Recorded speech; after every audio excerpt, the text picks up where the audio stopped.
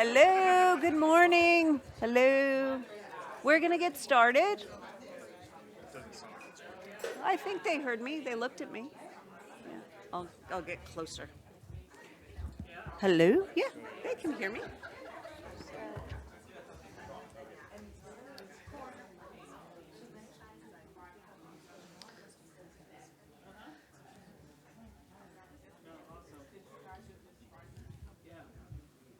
All right. Good morning, everybody. I can tell today is going to be great because you all seem to already know each other, and based on just the morning discussion that you all are having, I am sure this is going to be a wonderful and informative day. So I am Janna Sidley. I am one of the commissioners here at the Little Hoover Commission, and I am the chair of the subcommittee that is doing this study on intimate partner violence. Before we begin, I'd like to take this brief opportunity to introduce the other commissioners who are joining us today. Right here is our Commission Vice Chair, Sean Varner. We also have Commissioner Kathy Schomburg over there, and Bill Emerson. And then we have our Commissioner Dion Aroner, who will be joining us in a bit. And I'm sure there's a name tag here somewhere. So, also today we have with us members of the Commission staff, Executive Director Ethan Rarick. We have Deputy Executive Director Tamara Foster. Research Analyst Rachel Matoli. We goofed her name and she just joined us. So, yeah. Mattioli. Perfect. Okay. And then we have the project manager, who I'm sure most of you know, who's Crystal Beckham, who is working on today's event. And Crystal will ultimately be moderating our discussion today. So let me just give you a bit of background on the study of the intimate partner violence. We began this study last fall, hoping to identify the state's role and how it responds to intimate partner violence, what works, what California could do better. And in October, we held the first public hearing on this topic, learning about the extent of the problem from academic experts, service providers, and others. Today, we begin another phase of this process of this meeting with our advisory committee in IPV. These advisory committee meetings are designed to bring together a broad cross-section of stakeholders on an issue for a roundtable discussion. We're hoping to learn from all of you about how the state government responds to intimate partner violence, about how service providers interact with the state, and most importantly, what we can do better, how we can ask tough questions and get to the right answers. So later this year, the Commission will release a report that includes recommendations to the governor and legislature about how the state can change in ways to respond to intimate partner violence. And we hope that today's discussion will enrich our understanding of this issue. We hope to make recommendations that will help to move this issue forward and address the community that is in need of this support. So with that, we look forward to a vigorous conversation, roundtable discussion today. And I encourage all of you to be open and honest and share your views. And I'm sure all the commissioners will chime right in. Here is Dion, who's joining us now. Thank you. With that, I turn it over to Crystal. So. Hi, everyone. Thank you so much for being here. I have a few housekeeping announcements. As you can see, we have microphones today. To use them, press the white button. The way it works is that 4 people can have their white button on at a time. The 5th person who clicks on knocks the first person off. So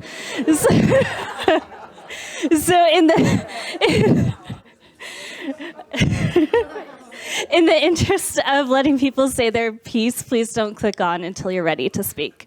We're making an audio recording, and there's a lot of people in this room, so it's really helpful if you can try to remember.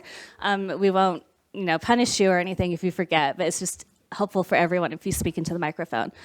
We know that some people are more comfortable jumping into a conversation than others, so if you don't feel like, waiting your way in, raise your hand and we'll call on you. And when you make a comment, the first time that you speak, please give your name and your organization. And after that, for the recording, please just give your name, if you can remember, for each additional comment you make. If you want a copy of the recording, see me in a couple of business days. And if you want to have a follow-up conversation, or if you have a really detailed response to something that's said here, just let me know and we'll schedule a follow-up conversation. So we'll get right to it.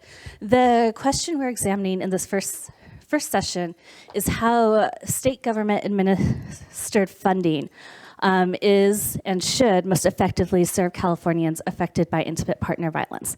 And I've heard a lot of really good thoughts from a lot of you. I've asked Karen to speak first today because we recently had a conversation and she had really good ideas on what was working and how the state could be a better partner. So I'll turn the floor over to Karen. Good morning, everyone. I'm Karen Earl from Genesee Center in Los Angeles, and I want to say what's working is a process that includes communities of color, communities from all parts of California, and that is not something that was done in the past. When you've been doing this as long as I have, since like 1980 with Genesee Center, there was a time we weren't included in the funding, even though we were doing the services.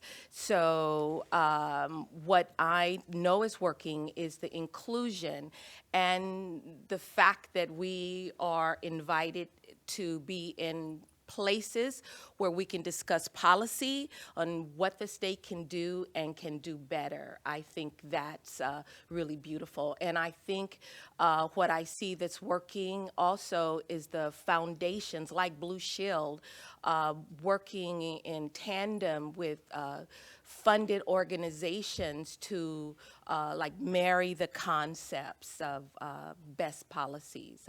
Those are things that's working for me and for Genesee and other organizations. And what I know that's not working, the bureaucracy toward reimbursement and those kinds of things. But I think with good heads in the room, we can work through that. Once we acknowledge it's an issue, then we can figure out some solutions. So thank you. Karen, if I could follow up on what you just said, you indicated that what's working is that we're reaching out to communities of different backgrounds, color, et cetera. What changed in order to get your group recognized? And so how can we build on that? Because I have heard from others that we need to recognize communities that are more diverse. And so I want to make sure that whatever we did that was successful for you, that we're aware of that and we can replicate that as necessary. So how did your organization ultimately get recognized? I think longevity and also not going away, doing the work, and learning how to tell our story and not accept no for an answer. I worked for an elected official, and part of my duties, I'd go downtown Los Angeles to the LASA meetings, and I'd see these community activists literally jumping on the table, and I'm thinking, oh my God, that's just so. But once I started working with Genesee and seeing how certain organizations were getting funded and others were not, I was right there with them on those tables. And so that's just constant, and going from office to office telling our story and working with elected official. And I don't think not everybody was bad, just people don't know. And it's who has the time to go to all the meetings and they're like shine a light. And if you are in a community just doing the work, you don't have time to be at every meeting downtown. It's just persistent, and it's still not easy. But I believe those of us who've chosen this work, nonprofit, in the community, saving lives, not making tons of money. If we're going to do it, we need to do it. And that's where the what? We just have to do it. I don't know if that's a perfect answer, but it's my truth. Do others have thoughts about how to recognize people in the area who are doing this type of work that aren't getting recognized? Is there something that the state can do to make applications easier? Oh, go ahead. Anastasia Snyder, I'm not on? I was on, yeah. Anastasia Snyder, Catalyst Domestic Violence Services in Butte County. I think one of the, again, being in the field for nearly 25 years myself, one of the ways in which I think we can work on being better is opening the opportunity for funding for organizations who we know that are doing the good work, right? Right now, funding is incredibly closed. Opportunities are closed for state funding or state/federal funding, the funding that comes through California. And we know that there are organizations that started out very similarly to Genesee, very similarly like ours, in the grassroots, doing some really great work in some communities that are otherwise shut out from funding. And I think we have to look at ways in which we can open doors to bring like organizations. And when I say like, I don't mean mirrored organizations. I mean organizations who are doing the work to address intimate partner violence and sexual violence in our communities that are not open for funding, that currently are not receiving funding.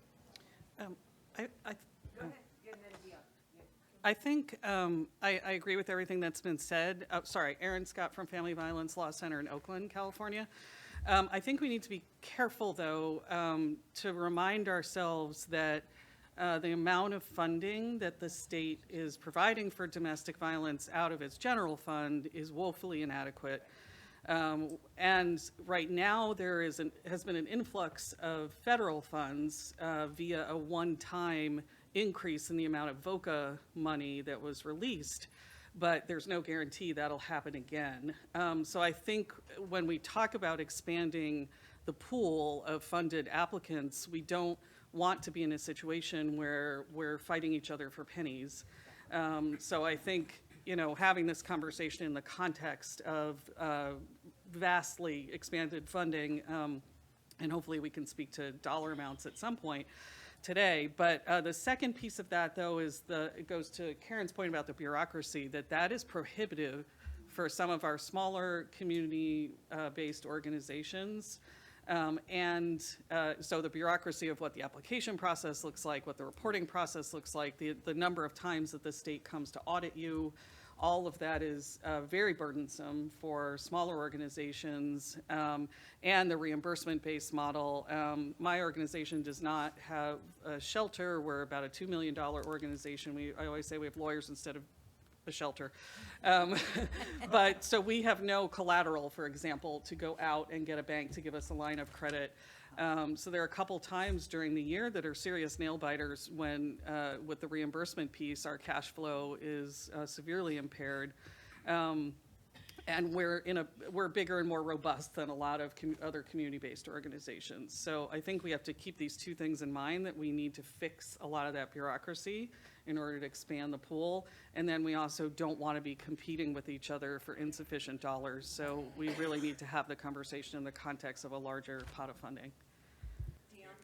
That was my question. I was going to follow up with Anastasia, which was, is the pot so small, right? Yes. As opposed, okay. 'Cause, Yes. I mean, it's right, because it's one thing, we can't have, I don't think it's a good idea to be competing, right, where we're taking money away from somebody to do something else, right? Correct. So, I appreciate Erin's right. addition of that and It would be interesting, clarification. I guess, for some of us who are not as aware of the bureaucracy and all of that, if somebody could describe for us a little bit, like, how much money are we talking about? And then also, and who do you apply to, right? The federal dollars, do they come to a state agency that then puts them out on the street? Or do you have to apply to the feds? So just quickly, that would be for those of us that just aren't as knowledgeable as you are. I can answer that. So all of the federal VOCA funding, hi, my name's Elizabeth Eastland. I'm with Rainbow Services in Los Angeles. So all of the VOCA, the Family Violence Services Prevention Act funding, the VAWA funding, goes to Cal OES that then gets distributed to the various programs. So when there was an influx in VOCA funding 4 years ago, when they kind of opened up some more funding, that's when we were able to start different programs like Domestic Violence Housing First. There was several other programs that were funded through that. But the thing is, if the funding, like this year, it's not expected to be funded at the same level, the Victims of Crime Act anyways, we don't know how that's going to affect California. So, we get the funding from Cal OES, but it's reimbursement. So right now, Cal OES is our biggest funder for Rainbow. Probably a third of our funding comes from 4 different Cal OES programs, most of that funding from VOCA. So we typically have to wait 2 to 3 months once we submit an invoice to get paid. So as an organization, we're a $3.8 million organization. We do have shelter, so we are able to get a line of credit. But I agree with Aaron that for smaller organizations, that's really burdensome, and they're not able to get lines of credit if they don't own property or have good, funding in the bank. So I think that that's going to be a real struggle, and I agree that the state of California can do better by putting its own money from our general funds into it. 20 million is laughable. I'm sorry, but it's kind of laughable to think about the pervasiveness of domestic violence. Thank you. I would also like to dovetail on that. May Rico from Haven Women's Center in Stanislaus. And the bureaucracy is, it's not just when you're getting it and where you apply, but it's also what you do later. And I want to say we are a mid-sized agency. Our budget is about 3.6, so we're comparable. We have an extremely good track record of administering Cal OES funds. We do have a line of credit. And this year in December, we left about $150,000 on the table in unclaimed funds from Cal OES because, quite frankly, I was simply out of tricks. We'd had 18 months of one issue after another coming at the government level that all together put us in a situation where I had the choice between tying up all the money in our bank in accounts receivable to try and get the funds spent in the time that they needed to be spent, or leaving it on the table knowing I was going to be triggering the first part of the reversion policy and making sure I still had money in the bank to pay my staff. And so that's what I decided to do. And I really want to say, I know it kind of feels like Cal OES is on the hot seat. I've been through like 3 different places where these 4, if you count Department of Public Health, which I do want to, hoping we can talk a little bit about today. A lot of the what if questions y'all are asking, we can actually look back at the history and say, what happened when? Because some of these things you guys are proposing have already happened, and we can learn from those things. But, my point is all of the bureaucracy and all of the regulations and all of the things that are designed for accountability to ensure that the funds are being used for the purpose that they're meant to be used for, I totally get that. But the regulations are so tight and so strict that they often get in the way. And I feel like all I've been doing the last 18 months is troubleshooting government funding, not leading in my organization, not building the relationships in community that I need to, not supporting my staff the way I need to, troubleshooting our government funding. Our, almost called you OCJP. Our Cal OES budget, 60% of our budget over 11 different contracts, about half of which were subcontracted on other people's grants. So when something goes wrong or causes a hiccup at Cal OES, we feel it, and we feel it really hard. So I think that if we can put our heads together, if we could figure out if this is the goal, ensuring that funds are being used for the purpose they were intended, what are some other ways that we can make sure that that goal has been met without all of these crazy restrictions that don't make much sense? And I'm going to give you all an example to play with right now, if you're going to be proposing changes to the state. So as part of coming here, I had an email that came with travel assistance instructions, detailed instructions, some forms to complete and fill out. I skimmed the email, honestly, because I didn't have time to read it in detail. And you all know where I'm from. It's on my shirt. I'll even give you a little shortcut. Round trip is about 150 miles. You know my name, you know my agency's address, and you know I was here. You all now have all the information that you need to cut me a mileage check without me going back and spending time to fill out forms and send it to you for giving you information you already have. And in the interest of inclusion, I want to add that I did notice when I was skimming, one of those things those forms asked for was a social security number. So if I was going to be invited by an agency to come here, I'm a volunteer, I'm at an agency where I don't have a social security number, then I don't claim, and I'm not going to ask the question because it's not safe to ask the state, what do I do when I don't have a social security number and you owe me money anyway? So that's one great example. It's up to you all whether or not I'm going to get, the $100 between parking and mileage that I could have done if I filled out that form. And, you know, if the numbers folks are thinking, well, it's just not the way we do things, know that any change that you propose to the state, you're likely going to get the same response. And this is Krista Nimzek with the California Partnership to End Domestic Violence. Just to sort of add to that and answer the question of some of the numbers of how much money and where is it coming from. Just to do a little bit of that math, and you've heard folks reference 3 main federal funding streams: the Victims of Crime Act at the federal level, the Violence Against Women Act, and the Family Violence Prevention and Services Act, all of which come to the state as a formula grant and then are administered out to cover different responses to victims of crime. And those dollars then in some cases get combined at the state level. So you've heard the most about the Domestic Violence Assistance Program, which is DVAP, and that funds 102 shelter-based programs. The State General Fund provides $20.6 million per year for that program. The federal dollars provide $34 million per year for that program. And that funds programs to provide 14 mandated services.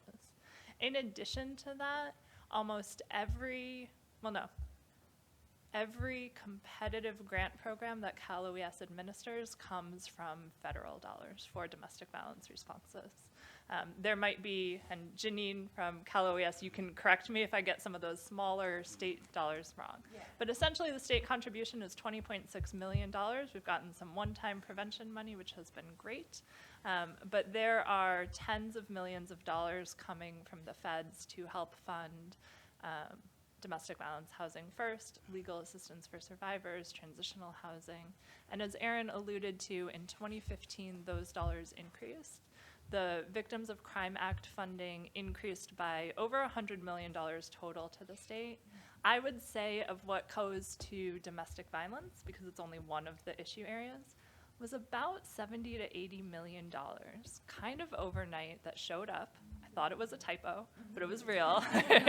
Showed up and came out as grants. And what I will say is that the field has been so starved of funding that what it feels like is, we all live in a drought state. You know when it rains for that first time after a drought, and 10 minutes later you look out and the ground looks just as dry as before? That $70, $80 million showed up in the state of California and got put to use right away and is doing amazing work. I don't want to discount that, but the gap that still remains to meet need. So just by way of like numbers, the 20 million from the state compared to what is funding for California and what is needed is a small drop, but I wanted to give that bit of context. Can I also, sorry, Aaron, again, I just want to add one thing. I feel like, you know, when you walk into these types of meetings, and Crystal and I had this conversation, usually I think people come in with a dollar ask, and we don't really speak that language because we've never really been in a position to really ask for what we need. Like, I don't even know how to do that analysis, to be honest. Could I double my staff and everyone would have a lot of work to do? Yes, easily. We're the main crisis response for Oakland, California, and we have less than 25 staff people, which is ridiculous, really, when you think about it. But as an example, I know that some housing advocates were looking at asking the governor for a $1.5 billion, one-time request. And you know, that's not ongoing, but some of that would be to study what funding infrastructure is really needed ongoingly. And they were in large part basing that request on the fact that there are about 130,000 people homeless on any given night. And we know that number is imperfect, right, for lots of reasons. So I Googled, I looked up on the California Department of Justice website to just look at the number of domestic violence related calls for assistance to California law enforcement in 2018, which is also an imperfect number in a lot of ways. But that was 166,980 people. So when you're just looking at the scope of a problem, and however the housing activists got to that 1.5 billion, you know, I now feel like this is something I need to learn how to do better. Like, how do you assess like the mass costs of something? But however they got there, you know, they got there for a reason. And so we're at least looking at a $1.5 billion one-time investment from the state to figure out what to do about domestic violence and sexual violence in our state, because right now we're not to scale. Those of us who are funded, we're, we act like an emergency room a lot of the time. We're running behind the problem. We're nowhere close to being in front of the issue. So if we need a $1.5 million investment to address homelessness, we at least need that to address these issues. Ms. Mayrica, I'd like to offer just one quick idea around that also is what if we even just started with the COLA increase? Because our funding hasn't changed in a really long time, but the cost of services go up every year. So even if it was just a 1%, 2%, 3% COLA increase on the awards, then we could roll that down into where it's needed. Jenna, Yasi had a comment. I'm Yasi from Safe Alternatives to Violent Environments, SAVE, which is in Fremont, Alameda County. And just to piggyback on Aaron's comment, that's an estimate based just on hotline calls. Domestic violence is not just a hotline issue. It is absolutely not the only way in which people are utilizing the service, and certainly not everybody experiencing domestic violence is fleeing in the middle of the night.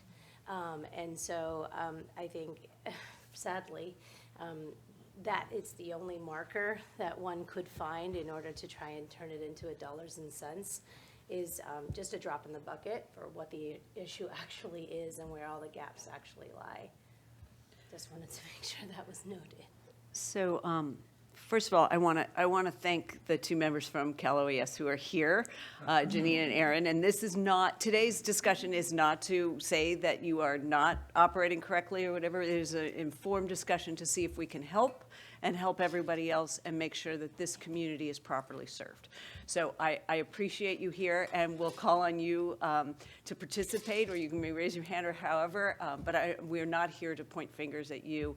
We're here to welcome you to the table and make you an active part of the solution. The other thing that I want to say to this room as we go through this discussion, I'm hearing, Aaron, what you're saying, May, what you're saying, what everyone here is saying, that more money is needed.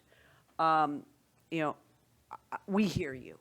What I cannot do is say, oh, great, and we'll do it. I don't control the governor's budget. I don't have, we can only, make recommendations.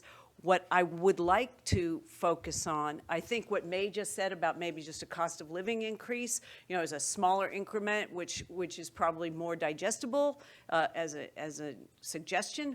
But what I'd like to also have us all focus on is, in addition to the money request, which we know is out there, what else tangible can we do to ensure that, as May's talked about, the $20 million, $20.6 million, are we using it correctly? Maybe we do more AI in order to file your reports to limit some of the time. Is there technology we can use to change things? What suggestions do you have beyond the need for money? Because I understand that. I think everyone in this room understands it. And I don't want to tell you we're not going to, suggest something like that. But I'd like to get your thoughts, as all of you who are out in the field, what else can we suggest? Also, are there metrics that we can look at that aren't too burdensome to make sure that the $20.6 million is correct?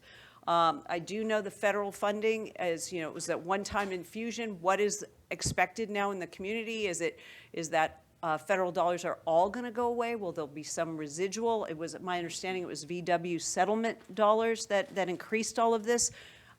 So now what is expected? And then what can we as a group come up with real tangible solutions to make sure that we are getting the most out of this money? And, and then we can talk about, again, tangible ideas like that. So with that, I see Michelle has some thoughts. So I'll stop talking because this is not about me. I keep getting turned off. No, that's okay. I'll stop talking. I am Michelle Pillar. I am from Plumas Rural Services, which is in Quincy, California, in Plumas County. Okay, that's what I thought. When I come to an organization like this, I need to explain to almost everyone in the room where this is. Okay, start at the Oregon border and Nevada, Modoc, Lassen, Plumas, Sierra. I'm here, actually, I wanted to comment about reimbursements. I know about the money, we get that. As equally important to an organization like us, we operate the shelter program in Plumas and Sierra counties. Plumas County is the size of the state of Delaware. Sierra County runs the crest of the Sierra, and if you don't know where Quincy is, you sure don't know where Downeyville is. So I would like to explain a subcategory of rural. Then I want to get back to the reimbursements. Frontier rural. That is seven or less people per square mile. So I'm here to talk about Plumas County, which is frontier rural, but if somebody from Siskiyou County was here, which is huge, or Inyo County, is there an Inyo person here? Mono, Alpine, Markleyville. Has anybody been to Markleyville? Yes, you go. Yes, yes. Okay. So when we speak rural, Vacaville, San Luis Obispo, Dixon, Tehama County, apologies. These are places that have interstates. They're flat. People can get around, can get to. In our area, Columbus Rural Services is the largest nonprofit, social service nonprofit in the area. I am one of the 10 largest businesses in Plumas County. That will tell you how bad it is in Plumas County when a nonprofit's one of the largest businesses. We have 99 employees. And so, you get the drift. Now, to get from Chester to Portola on the public bus system that Plumas Rural Services always runs, takes probably 3 hours on a good day. In the winter, if it even runs. So when I have to pick somebody up, my domestic violence program, because I don't do that, has to pick somebody up in Downeyville, in Sierra County, Sierra Crest, in the wintertime, it could take 5 hours to try to find a way to the Quincy or the shelter. So it is different when you don't have the interstates and things like that. Why do people live there? I don't know. We've gone from 20,000 to 18,000 since I've been there. You get city transplants who want that. So, because we operate 17 to 19 programs at any given time that make no sense, like transit, the WIC program, we have so much federal and state funding, and it's all reimbursement. So, for a nonprofit with a budget of $5 million, which is kind of unheard of in a rural state, we have a $450,000 line of credit. The interest we pay is $50 to $100 a day or week. I wish my fiscal officer was here. We don't get reimbursed for that. So when we submitted our invoices to OES this week, and we were told that we could send 3 months in together, everything was rejected. Got an email yesterday, sorry, no, you got to send them all in individually. Okay. So how many more days is that added to my company getting? And I could tell you today, I'm maxed out on my line of credit. So this is a little different in these frontier rural communities. Had it not been for Plumas Bank, which is a local bank, we would have never gotten a line of credit. We've operated as a business, I'm a recovering lawyer, I'm sorry to say, don't hold that against me. So we've been operating as a business, not a nonprofit. We think whole cost reimbursement, which nonprofits do not bill for whole cost. So you're already getting a cut rate deal from us that no other for-profit business would do. Because we're so scared of not getting the minimal funding that we can, that we'll do anything. We don't pay people much above minimum wage, and they're out there saving people. My bus drivers are driving in the winter and they get minimum wage. So it goes across. So when you bear multiple government-funded programs, the county pays us in arrears. How can an organization like mine exist? And what happens when we close because we're one of the 10th largest employers and have 99 employees who live there? So if I have to lay off and close, it affects the entire economy. Thank you. Someone had raised their hand earlier on this side. Lewis Gill with the Bakersfield Homeless Center and the Alliance Against Family Violence and Sexual Assault. And I wanted to speak to success and then how that seems to affect the state departments. When we have seen a dramatic increase in funding, we've all been incredibly thankful because, as been stated, there's always a shortfall. But I, across several different state departments, witnessed that the ramp up and the ability to quickly and effectively distribute those dollars, monitor those dollars, does not typically exist. And I don't see any sort of unified effort across state government to help that. I can tell you, like, HCD seems to be at a point where they have maxed out their capacity for expansion currently because they're struggling for distribution on some of the new homeless dollars that are coming through. And so we also saw that it was definitely a struggle and a lot of work for OES when there were increased dollars coming through. And so I would ask that there definitely be thought, consideration, and effort put into the increase, but also let's think of the function as well, because as has been stated, the end user, we're serving. And without that lifeblood coming, it stops. And so I just wanted to make sure that we had that portion of the conversation as well, because it affects us. Hi, I'm sorry about that. Hi, my name is Lydia. I am from CUAV, Community United Against Violence. We're one of the oldest LGBT anti-violence organizations in the country. We support survivors of domestic violence and hate violence. Right now, we are not receiving state funding to support domestic violence survivors. We are receiving local funding from San Francisco, but I feel like one of the biggest problems we've been facing is that a lot of the funding requires you to have a 24-hour hotline and also a homeless shelter or a shelter. We are not a shelter program.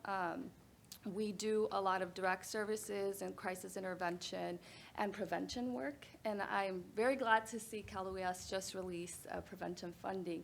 It is a one-time, one-year funding, and what we need to see, we would like to see is more than 1 year of funding, because it takes us a whole year to do outreach in our communities. We support queer and trans survivors, but also the majority of the people that come to CUAV are monolingual Spanish speakers, belong to Black and brown communities. And so for us, in order to build trust in our communities, it required us to have some leadership that represents Black and brown, queer and trans folks. And so that helped us build that trust in community, but it takes, especially right now with the political climate, we are seeing less people reaching out. So we would like to see more funding to be able to do prevention work, to be able to do outreach. And also, you know, we really rely on shelters, and so we don't want to see that funding taken away from shelters, but we do want to see more funding for our organizations that are providing prevention services and direct services. Yeah, thank you. Good morning, everybody. My name is Janine Williams, and I'm here to represent Cal OES. And I don't feel like I'm on the hot seat at all. Okay. I feel like I'm in a room full of friends and counterparts, and I'm definitely here. We're definitely here, and this is Erin Moore. We're here to hear all of the concerns and the suggestions, like you said, the tangible things that we can do, and to answer any questions that you all have about our processes, about some of our challenges. Please feel free, don't hold back. I'm going to take lots of notes and answer as many questions as we can. Thank you, Krista, for talking about our funding better than I could. And we're going to talk about that. I don't know what happened with that. But definitely here open, and I don't feel on a hot seat, and I appreciate the invitation to be here. And hopefully we can answer all the questions, as many questions as you all have. Thank you.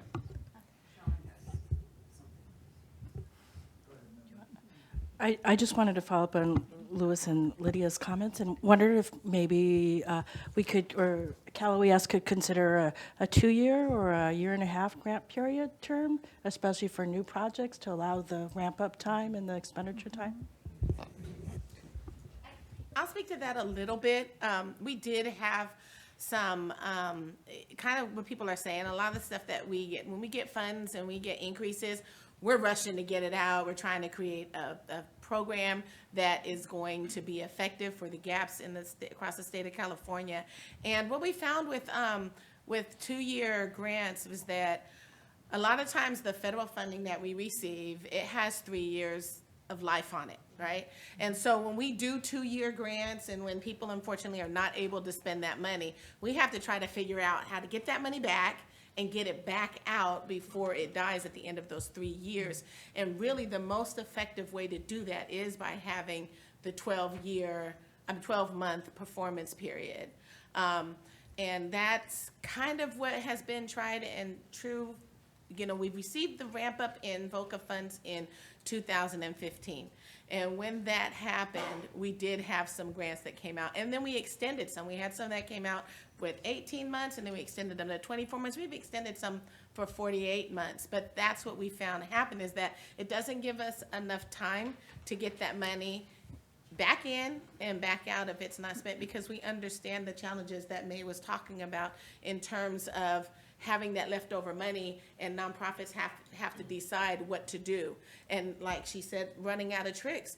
You know, I totally get it, because it's been a challenge for everybody. It was an increase from about 50 million to about 252 million. It was a huge increase from VOCA, and it comes with all the restrictions of federal funds. So it's a challenge, but that's why we're getting away from doing 2-year grants. We're still open to hear about it and see if we can work with that, but I just wanted to give you a quick reason why we did that. Janine, this might be a question for you. From the perspective of I want to go back to the reimbursements. Is the 500,000 or roughly the same amount that goes to the organizations, is that part of the reimbursement program that you apply for that and you get part of that back? Or you get the 500,000 per organization or whatever that is? The DVAP funding, yes. Is that part of the reimbursement program? Yes. All of the funds at Cal OES are paid in a reimbursement basis. So let me ask this question, and so I'm assuming that the $150,000 that May talked about that was left on the table was part of that funding. So a couple questions that I have, and I'm just trying to find a solution from something that's tangible. So the reimbursement. So I understand these organizations do an application and they show the 14 DVAP services that they have to provide. So they provide that application that shows what they're doing. Then they have to then submit again after they've spent the money, saying this is what we spent it on. They get reimbursed for it. Correct. So that seems duplicative of saying you have to apply for this and this is what you're doing.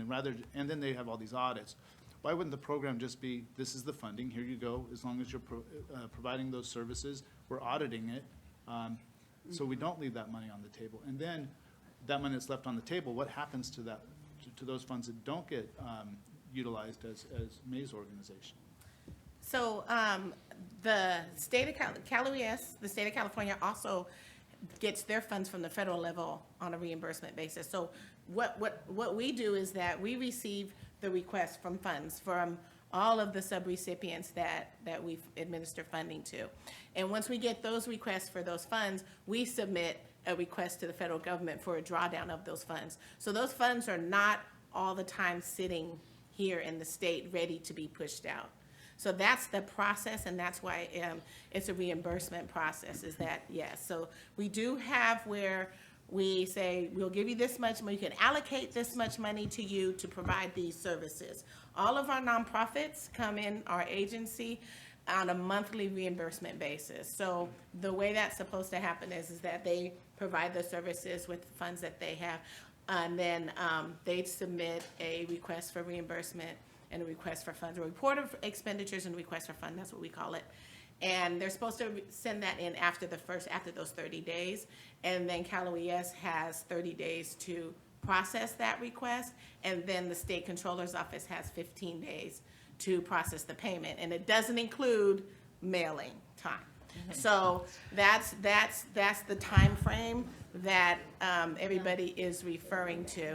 So let me build on what Sean has said, and then I'll stay out of this because I know you all have more to add here. But the monies that you're talking about federal monies. The but federal there's- funds. Right, but there's also the 20.6 million. So could that money go out without being this reimbursement requirement? Because we could set our own rules? And could it also be 2 years? Because to go to a bank to get a line of credit, it's much easier and cheaper if you say, I got 2 years of funding versus, oh, I have to reimburse. And so then you can get money more cheaply.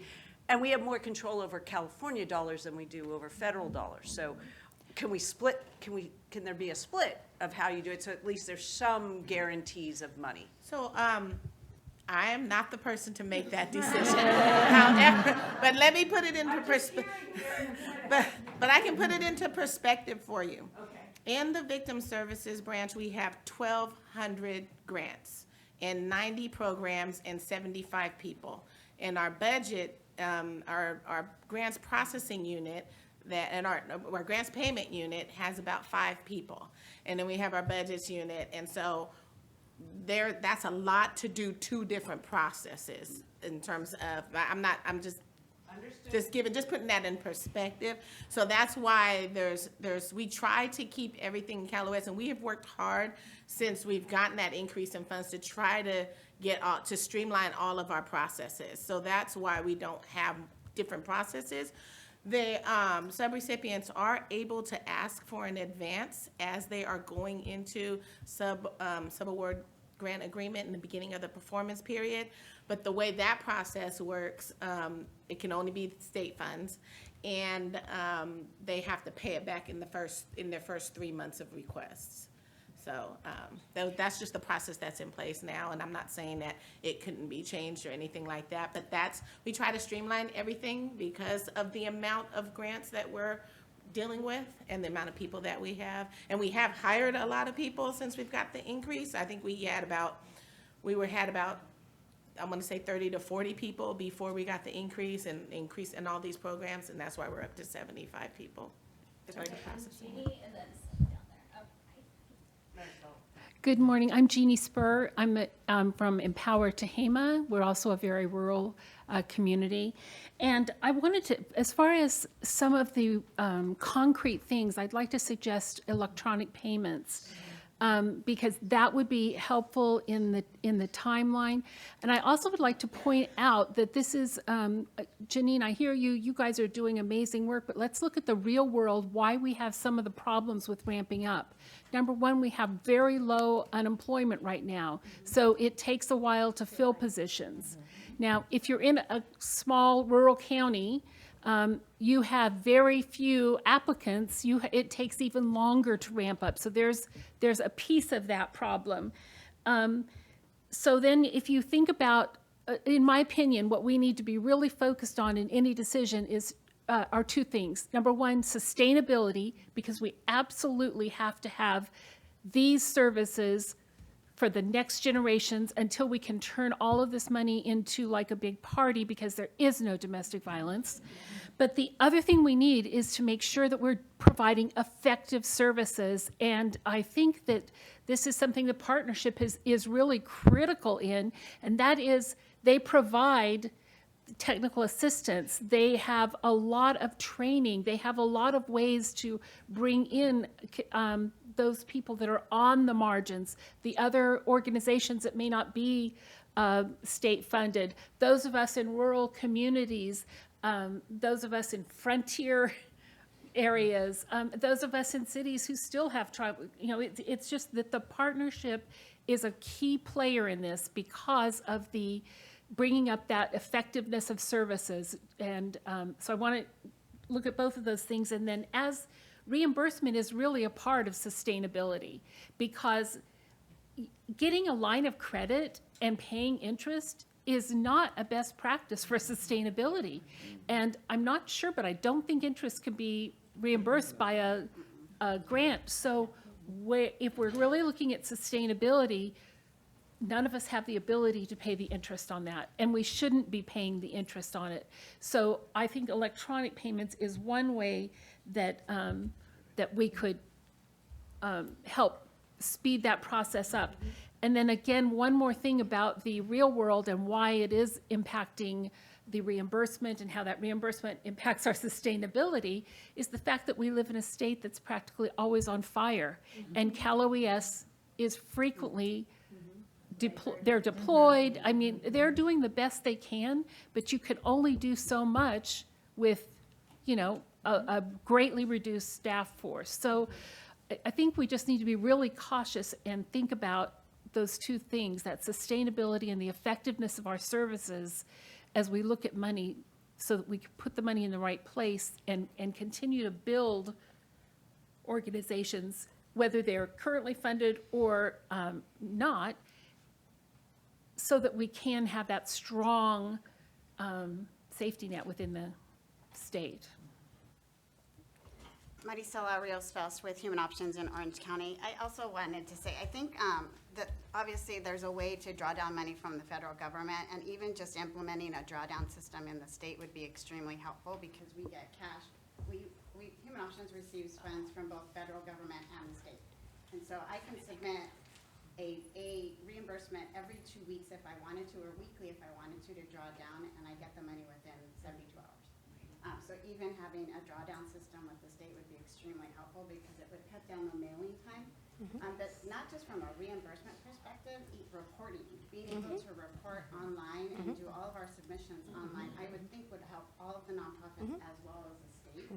And I just want to say, I know when we have a question, Cal OES has been extremely responsive. So it's not the people, it's what they have access to. And so I would say, if they have some kind of a system, computerized system, and the ability to do things that technology is meant to do, and expedite and sort of maximize that so we can maximize people to continue relationships and continue to ask the field what they need, that would be extremely helpful.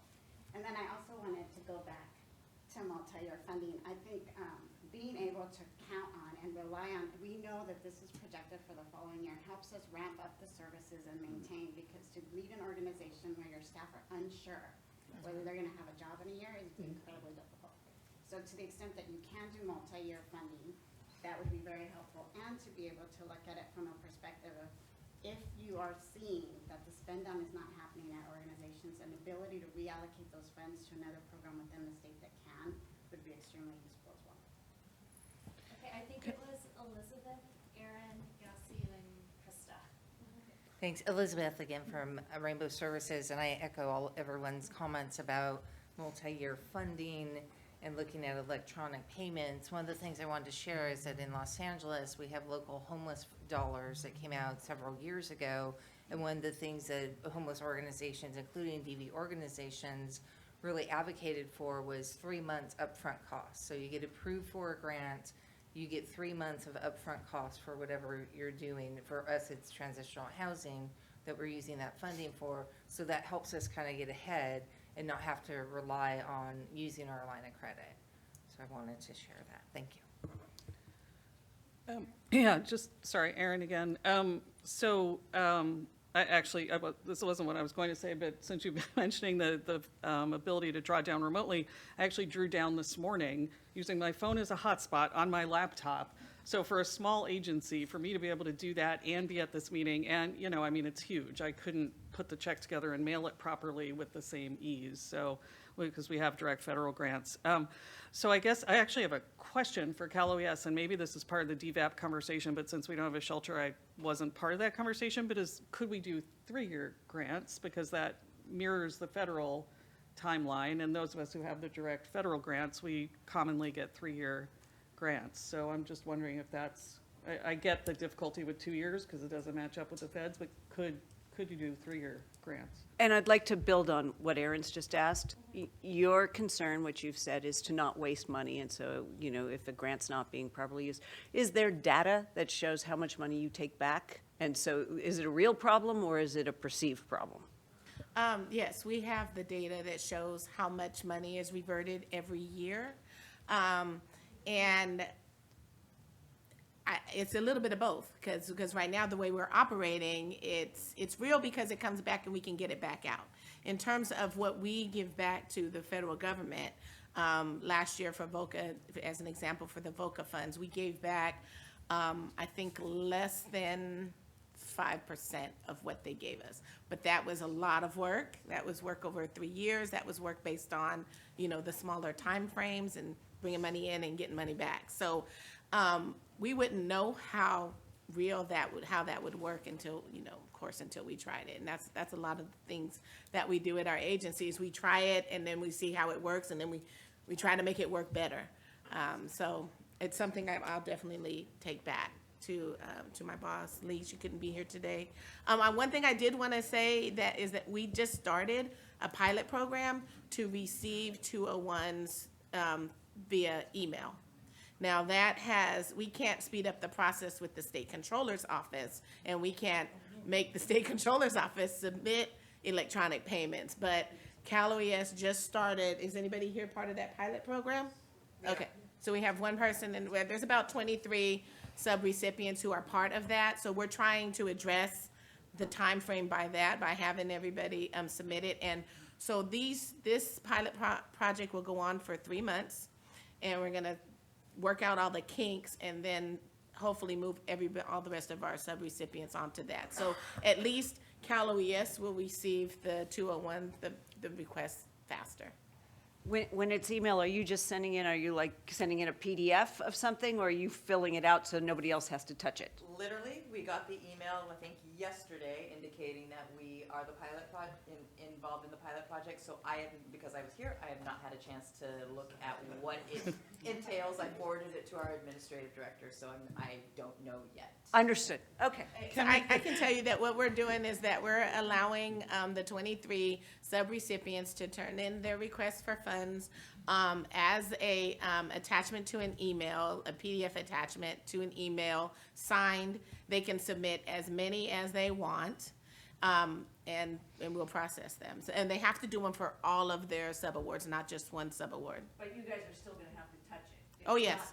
Okay. We have to. It's not a situation where you're asking the recipient to fill out the form and so all of the boxes are filled in. Yeah, no, yeah, they have to come. There's still room for streamlining. Oh, yes, there's still room for streamlining. It does not go directly into a database. It's a form that comes to us as an attachment to an email. We still have to print it out. We still have to process it. We are still in that age. And I'm sorry, the three-year grant cycle question? Go ahead. I asked whether they could be done on a 3-year. I can't answer that question, but I can definitely take it back to my boss and suggest it. I think it sounds good, but you know, there's a lot of people that have to be part of that discussion. But it's definitely going back. I have that going back, and the 3 months upfront cost. That sounds, you know, that could be doable also. So I'm putting stars by all of this and the drawdown system, all of that. Okay, so it was Yasi, Krista, and May. Okay. Oh, and then Virginia. Okay, so I was just, funny, I was writing this down, and then Kate simultaneously was sort of writing it down from a higher level view, which I was writing down what would be the impact on Cal OES to have things like no-cost extensions. If people knew that when they can't spend something down, that there was the opportunity to still try to spend it down, which simultaneously she was writing maybe just troubleshooting how to spend the money would be part of solving the problem. The other issue is just across, I mean, to me, that we're in the state of California and that everything that we do is in electronic just blows my mind. It just makes zero sense. It's a cognitive dissonance for me. It's like a complete disconnect that we're in the most innovative state and we can't figure out how to, I don't understand why our budget for FedEx is so high at our organization, and it's for Cal OES. It's literally just to be able to send things in the mail.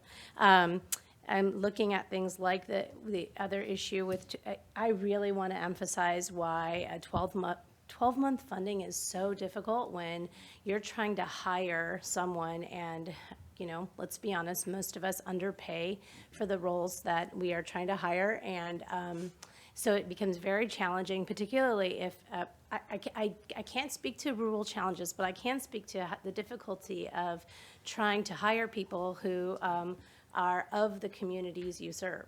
And in the Bay Area, that's getting harder and harder and harder to do because you're asking people basically to commute 2 to 3 hours in order for you to have people who, you know, really do resemble and come from the communities you serve, because people are getting dislocated, really. I mean, people are getting pushed out. So that becomes incredibly challenging. Sometimes just hiring a person for a role can take the first 4 months of the grant. And then I wanted to just talk about the level of administrative hours that it takes to manage these grants, and that you get, 10% reimbursement for that, and then also the fact that there's a match requirement for these grants. Those kinds of things lock out these smaller organizations that tend to serve underserved and specific cultural communities that typically just don't have the internal infrastructures to manage these kinds of grants, and also just don't have those match dollars. So while they would be the best positive people to probably serve certain communities, they just cannot even apply for these kinds of grants. And they would be the most efficacious and competent to be able to roll out a lot of these programs. So to the very first question that came, I believe at the beginning, what can we do better? All of this. All of this could be, get rid of match. Match is ridiculous. Does the state require match? Yes. Or is it? It's feds too, but yes, but that's just got to go. I'm sorry, I'm not going to say it any cleaner, because it's a waste of time, and truthfully, things like, if you want to help us drive down our costs, like overhead and all the other nonsense that nonprofits have to deal with, then match just becomes another barrier that really, you got to get rid of it. So I just want to throw those out there. I'm sure some more will come to me, but if you could fix that right now, so much would be improved, truly. I mean, sometimes we think about taking on another Cal OES grant, and I want to echo, it's not the staff. Well, we have been so happy with the people that we work with. It is, and every time I see anyone who we work with, it's hugs and embraces. I mean, it's not the staff, it's the system. And again, I don't think that fixing the system is putting it somewhere else, because then you have to start all over again. And that just sounds like a biggest headache ever. So I just wanted to say those words and really, really strongly encourage that maybe it's time for us to just all be at the table more often. And really keep having spaces where we're talking about the systemic issue rather than, because we'll never see enough of the money. But we could certainly find ways to make this situation a lot cleaner, a lot smoother. Yeah. So I wanted to talk about this issue about electronic payments, okay? You're all correct, okay? We should be doing electronic payments. We don't do it for anybody. We don't do it for organizations that have a check mailed to them for $100 million, and the $100 million check gets lost. And we haven't figured out a way. The SCO, the State Controller's Office, has not figured out a way yet to do electronic payments, except, interestingly enough, for like in the IHSS world, those 450,000 providers get an electronic payment. It's a payroll. Okay? So it's not that it can't happen, right? The question really is, have all of you gotten, you and your friends in the nonprofit world, right, need to have a conversation, right? Because it seems to me that every nonprofit association needs to be at the table to go to the state and to the legislature to demand, okay, that something happen here. Because they're not picking on you, right? They literally don't know how to, it's unbelievable to say, I'm going to say they don't know how to do it. I don't understand that either, okay? You and I all do direct payments and all kinds of things where checks arrive in our accounts all the time. So this is unbelievable. I wanted to ask a question, because you all talk about auditing. How many audits do you go through, and from whom?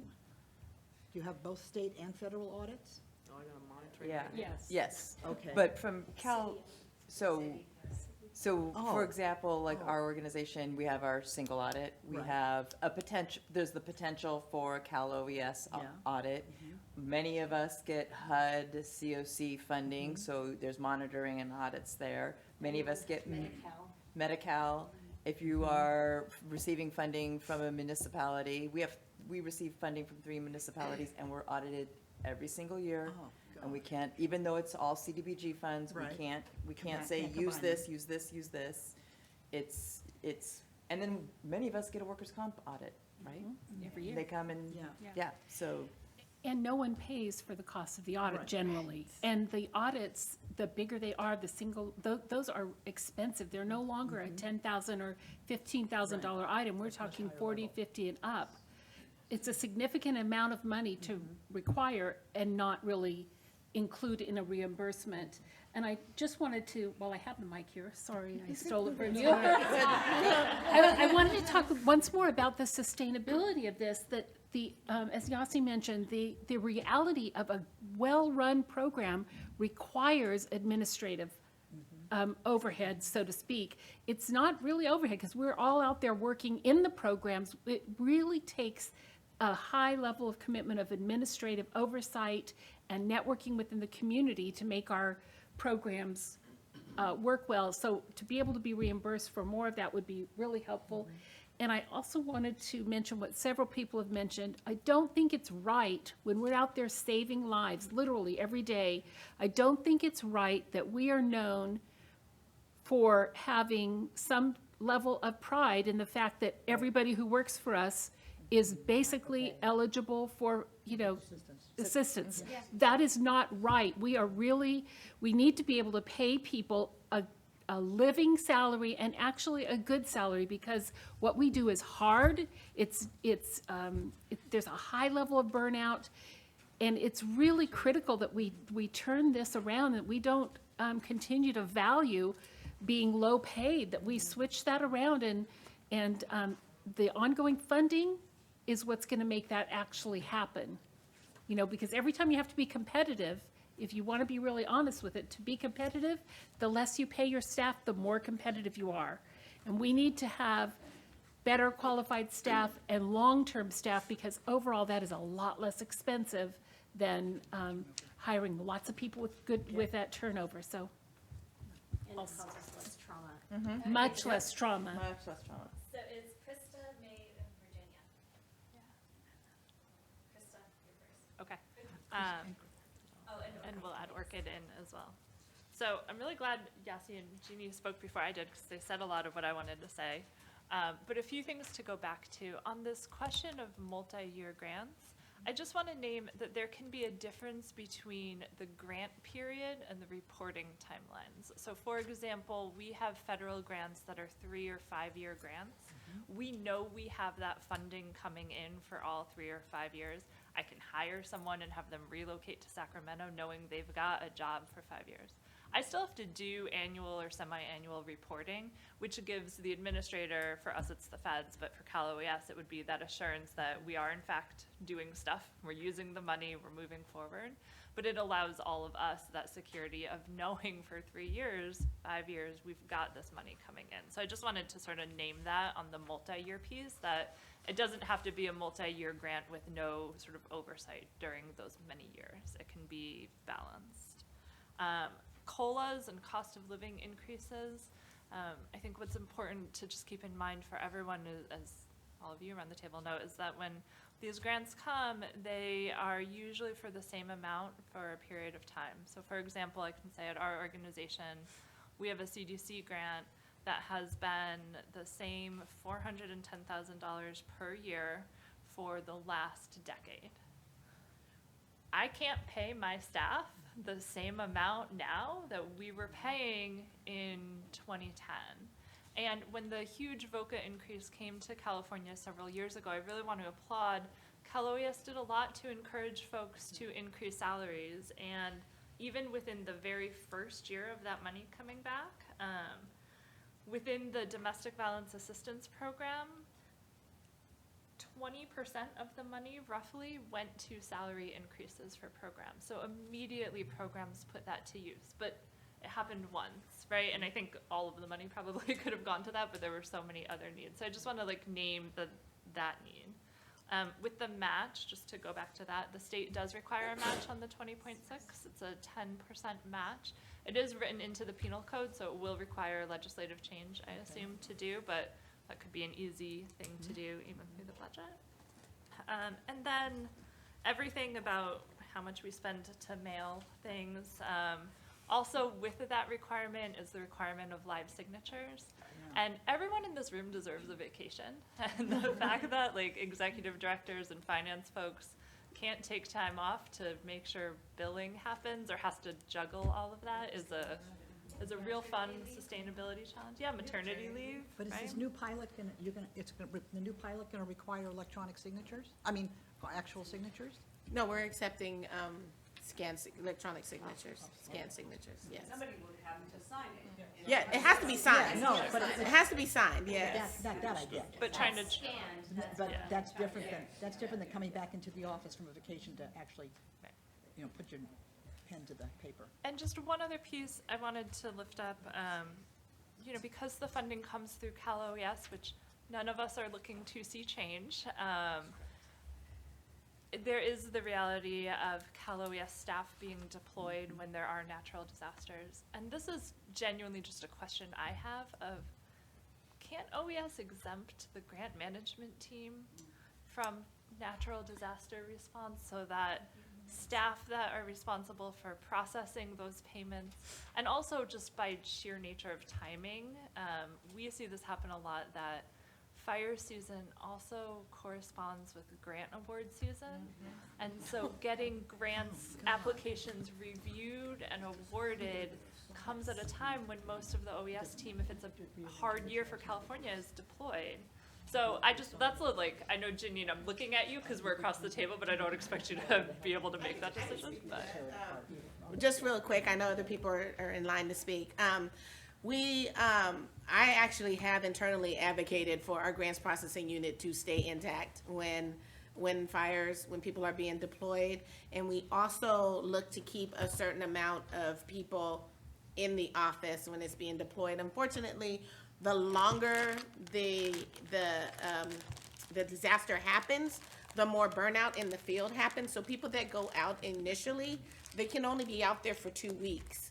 And then, or sometimes a month, 2 weeks to a month, and then they have to change them out. And the longer it goes on, the more, again, our agency has to pull.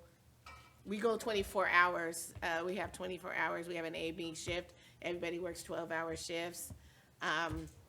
That's what happens. But I fight internally because we all have to do the work when that happens. I mean, and that's okay. We're going to get it done, but there is less people. But I have actually advocated for our grants processing unit to stay in-house during that time.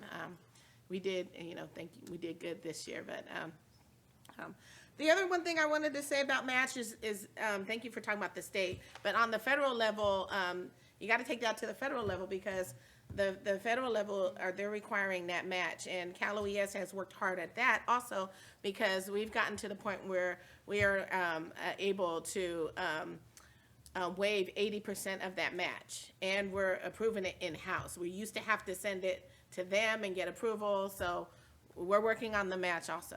So The state match, not the federal match? the federal match. Oh, you're working on Yes, we're able to waive 80% of the federal match, and we have asked the federal government if we can approve it in-house, and so just this past year, we created a process to approve it in-house. Got it, great. Yeah. Okay, so it's May, Virginia, Orchid, and I can't see whose microphone's down. I'm Keely.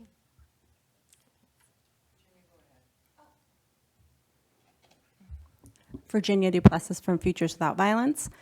I think this is a really important conversation in terms of how these funds get out into the field, but it's important to remember that this is a very small piece of how the state can do a better job, really thinking about the impact that state programs have, like early childhood education, other public health programs. I mean, child welfare. We know, unfortunately, the folks that are in these programs are disproportionately impacted by domestic violence. So what kind of policies and supports can the state provide to those programs? And hopefully those programs are connected to their DV programs and making referrals. So although we're, thinking about 166,000 calls to a hotline a year, many, many more people are not calling the hotline, but they are going to Head Start. They are going to public health clinics. They are unfortunately involved with the child welfare system. And so I think it makes sense to look at that component as well in terms of workforce development, in terms of really thinking about training, policies. Domestic violence impacts the bottom line for a lot of these state programs, so they need to invest in figuring out how to do a better job. In other states, we've seen when these kinds of changes are made, the DV field actually benefits because a lot of times they'll do small contracts with their local program, creating additional funding streams. So I think it can kind of help with both sides of the equation. Do you feel siloed now? Or is there any interconnectivity now? There is, I think, in regional pockets, or there'll be a grant that really encourages this kind of training and partnership, but the state can do a better job of institutionalizing it, really prioritizing. So if you take a look at programs like home visitation, that's a program that's done a great job of really figuring out how to do better prevention and response. It, as so many people have said, it needs to be a systems priority, not just a couple of pockets in order to have the kind of impact we want. And I apologize for people I jumped over before. It took me a bit to understand how this queuing works, so I got it now. Janine, I want to go back to when you were talking about the purpose for the 12-month funding. I absolutely understand that, especially in trying to control what's getting reverted to the feds. I would ask again, like maybe a small change is when there's a significant delay in a contract going into award, that we have the option of extending the period for the same amount of time. Because this, and it was not the DVAP grant, it's 3 other Cal OES grants that went into those, but every single one of them had a significant delay going into award. And while it was one of 3 variables that caused this reversion, it was the biggest. So if we had had the opportunity to extend for the same period, we would have expended the funds. And second point, I'm glad that you made the point about that matches is, there's a small part at stake, but for most of us, the main pain is for federal, and it's the Fed's decision. California has got huge political clout at a federal level, is my understanding. Well, isn't this a great issue for us to rally around? Of, really, I mean, you got a room full of advocates and asking our leaders to really make the case at a federal level when these appropriations are made is, what is the purpose of match, and is there another way that we can meet that goal? Because the reality is that match has become a huge barrier to this money getting into the communities that need it the most. So what can we do to lift that barrier at a federal level?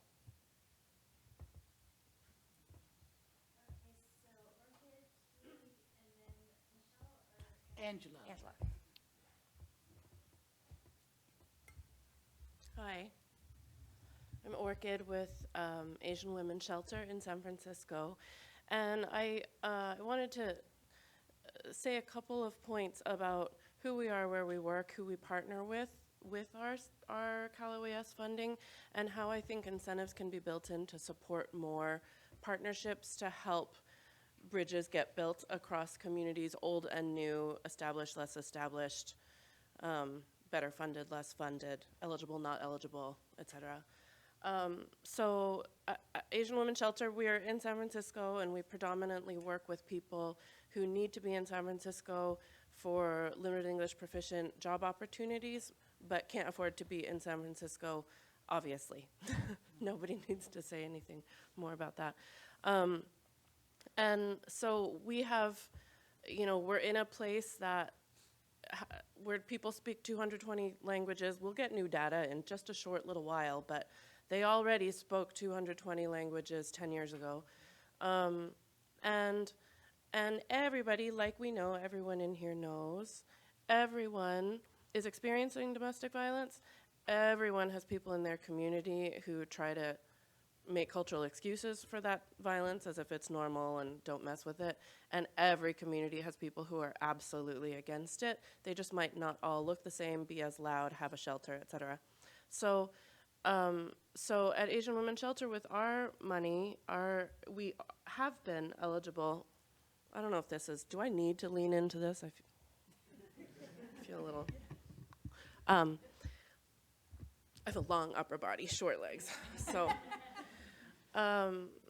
so we are eligible, and from early on with our funding, what we wanted to do was be able to lift up and support the smaller organizations, particularly culturally responsive, specific, grounded initiatives that exist sometimes on their own, sometimes in other broader organizations, so that we can build the bridge, so that we can reach more of San Francisco, reach more of the Bay Area, for all of us, reach more of California.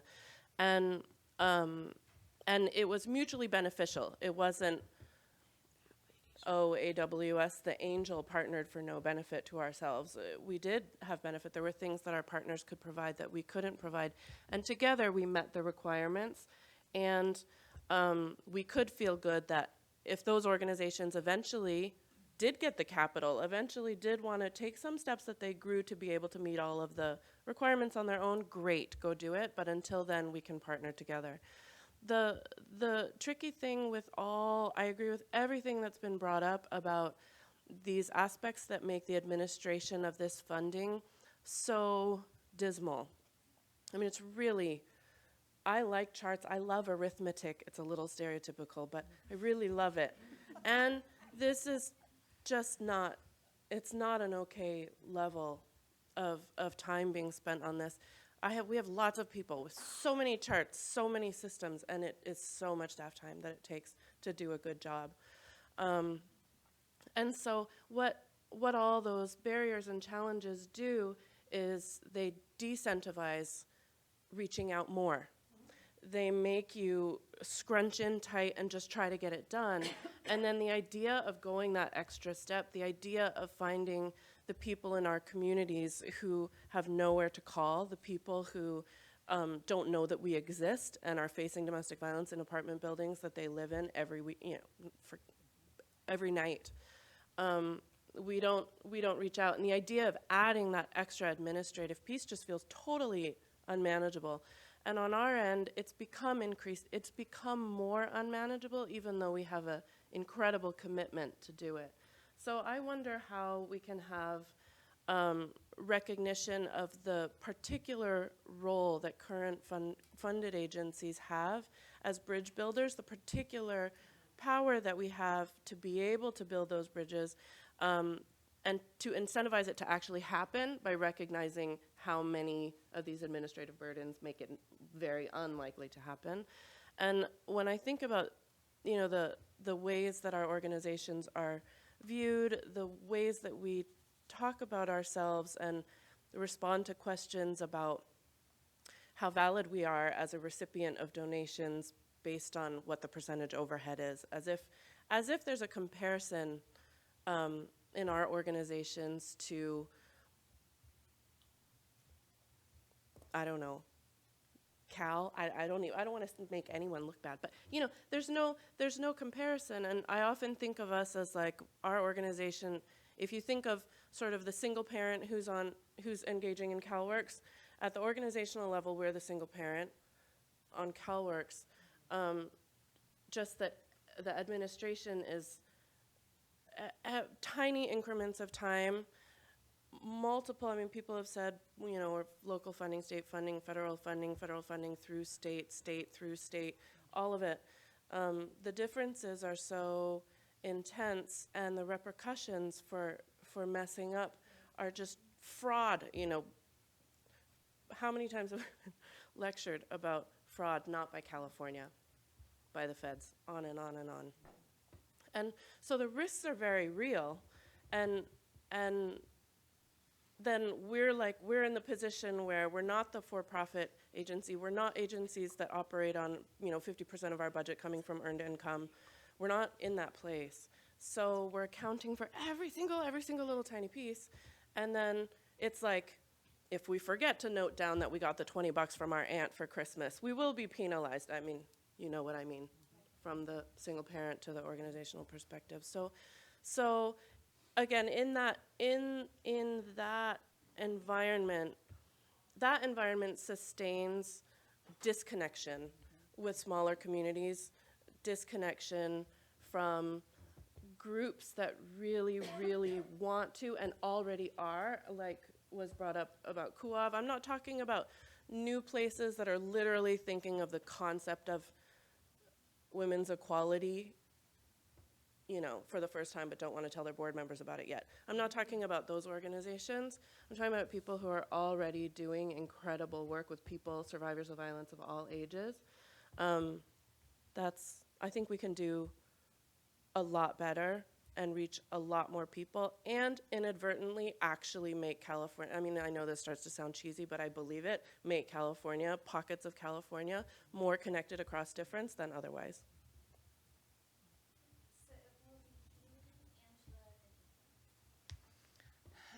Good morning or good afternoon. My name is Keely Litton. I am a citizen of the Mesa Grande Band and Mission Indians. I am the director for the Strong-Hearted Native Women's Coalition. And I would echo a lot of the comments that have already been made, but I do want to particularly address the 14 requirements, which I think, one, need to be eliminated or at least revised. There needs to be a little bit more flexibility in services. And what those requirements mean especially for rural communities and tribal communities. That is a hurdle that we have to try and face if we were going to look at receiving state funding. How we provide services in the rural areas is very different than what it looks like in the main cities. For tribal communities, the issues with, if you're looking at audits and the requirements of the state and the impact on tribal sovereignty, if it's a tribal government that's applying for funding versus a community, that is going to be another hurdle that is an issue for our tribal communities in order to receive assistance. I think in looking at access or advisory to changing those things, it does need to be diversified. You need to look at how to reach the communities that aren't here at the table. And for us, we are a nonprofit agency, so I represent nonprofit, small rural community, not tribal governments. And the only reason I'm here today is because of the partnership. I would say I don't know that the state is doing a well enough job at reaching out to those communities. And I know particularly with Calaway, we've again, their team is awesome, nothing against the staff, and I know that they're looking at doing a better way of, reaching out to cultural diverse communities and outside of shelter-based programs. And especially for rural communities, I don't think that necessarily shelter-based programs are the best scenario for us in that area. And it's not to say that we want to see the shelter programs eliminated. We work a lot with our shelter-based programs that receive state funding, and we rely on them a lot. And I think they're important. But when you're looking at allocating funding, it needs to be a little bit more diversified versus just funding shelter-based programs. And I think that's all I had. Thank you. Hi, I'm Angela with Plumas Rural Services. I run the Batterers Intervention Program. I'm not sure if you guys are familiar with what that is. I know Janine has one as well. And I want to kind of touch on prevention and the struggles of providing that program. It is a struggle. There's no funding. The only funding we have comes directly from our clients. And I can speak on the burnout too, because I do all the admin for that. I facilitate all the classes, take care of all the clients, and I do it for Plumas, Lassen, and Sierra counties. So it's a lot of people to serve, and for one person with absolutely no backup. So my question is, what is California doing to close that gap? Because it is a court-ordered program, but there's no assistance with that. It just comes straight out of our pocket.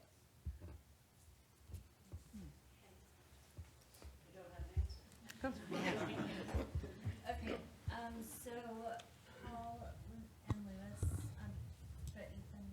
Does somebody want to talk about the batterers? Because I have a different I- topic. Okay. I could, So- I could just say one comment on that.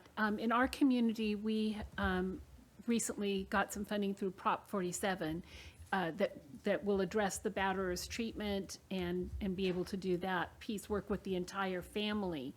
But that's the first time that we've ever seen any funding for that population. And it's a very, in our case, it's a very limited population of 18 to 26 with, criminal involvement and substance or mental health abuse. So substance abuse or mental health problems, sorry.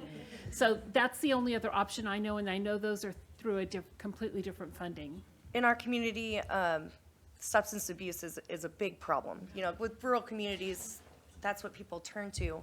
And it's so important to, if you really want to get down to the bottom of it, to stop domestic violence, there has to be a way to stop the cycle, because it is a learned behavior. So without the batterers treatment programs, people are just learning to be violent. So if you really want to end domestic violence, that is an excellent place to start with the offender. Yeah, and this is Krista. I just wanted to add as the statewide answer, well, not answer, the statewide perspective around funding is the state general fund does not support batterers intervention programs. They are paid for solely by participant fees on a sliding scale. What we've heard from some communities is that Child Protective Services will sometimes pay for batterers intervention when there's a CPS case, but that varies county by county and leaves some counties and some programs and some participants with that. Just to flag for the commission and for everyone in the room, if you all haven't heard me talk about this, there's pending legislation from Senator Mitchell that is rethinking the many fines and fees that exist within our criminal system, and is as currently drafted would eliminate the requirement for participants to pay for batterers intervention programs and eliminate another domestic violence fee. We've had extensive conversations with them about the fact that since the programs are solely funded by participant fees, those programs would close, and they are state mandated programs. So we're working, closely with them around the budget process and finding alternate solutions, because I don't think participant payments is a sustainable model, and I think everyone in here will nod their heads at that, but that's a piece that just, as the commission thinks about what's happening in this world that is moving in many tricky directions. And along with those fees, remember that, it sounds great sometimes to eliminate those fees, but we have to remember that those fees also cover our cost for restraining order waivers, which is critical for domestic violence. So just, it's important to make sure, where those fees are going to and what they support, because the loss of funding for the restraining order waivers would be catastrophic.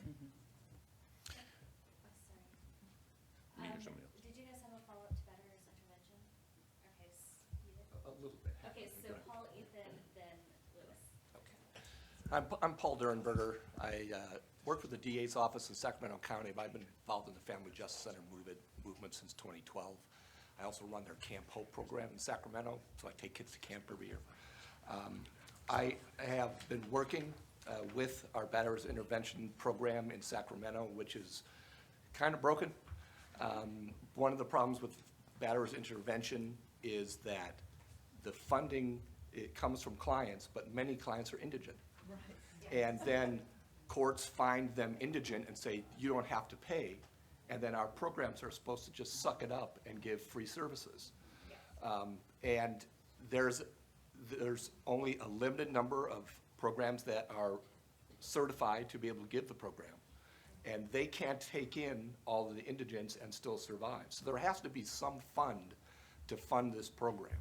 I think that the programs need to incorporate trauma-informed practices inside of the program itself. I'm not sure all of them do, and that's a real concern I have. And I know that there's not a lot of great research that says that the batterers treatment program works, but I have talked to batterers that say that they got a lot out of it. And I really believe that we have to focus on, as you said, the cycle, the impact that it has on children that witness domestic violence. I mean, I know that we can't, tell the governor what to spend money on. But this actually, right, right. But I think maybe we could do a better job of explaining why this is so important to increase the funding for these types of programs. One of the things the governor wants to do is reduce violent crime and reduce incarceration rates. Incarceration rates really are focused mostly now on violent crime. These people in this room do the work. Everybody here knows that we can reduce violent crime by reducing the cycle. The children that end up in dependency, delinquency, ones that are getting kicked out of school because they're acting out in school, they have been witnessed trauma. They have been impacted by trauma, and the trauma reduction programs that these organizations do are the key to it. And I know that 20.6 million, whether we're going to get more of that or not is one thing, but what we should do is making every budget in the state that impacts children have embedded people from these organizations in their organizations. So if you are part of county dependency, you should have domestic violence agency people embedded in your program, training your people. If you are involved in juvenile justice, juvenile delinquency, probation should have people embedded. Law enforcement agencies that work on domestic violence should have people embedded to train their officers how to respond appropriately to victims. It's a training need that still is a major issue. If you're involved in county health, in county mental health, in schools, schools are a key. We should have domestic violence advocates embedded in schools. I could go on about it, but I do want to, before I end my little timer, I really want to thank everyone in this room for everything that you do every day, because there is a huge burnout, and I still am in awe at the dedication that these organizations give out to victims every day. So thank you. Maybe Sean had a follow-up question? I'd actually like to follow up to what Paul said, if that's possible. Yeah, go ahead. Okay. So I can appreciate your observation about the importance of having advocate staff working incredibly closely with those systems.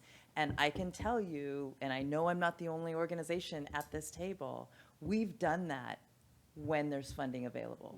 And the minute that funding is gone, we're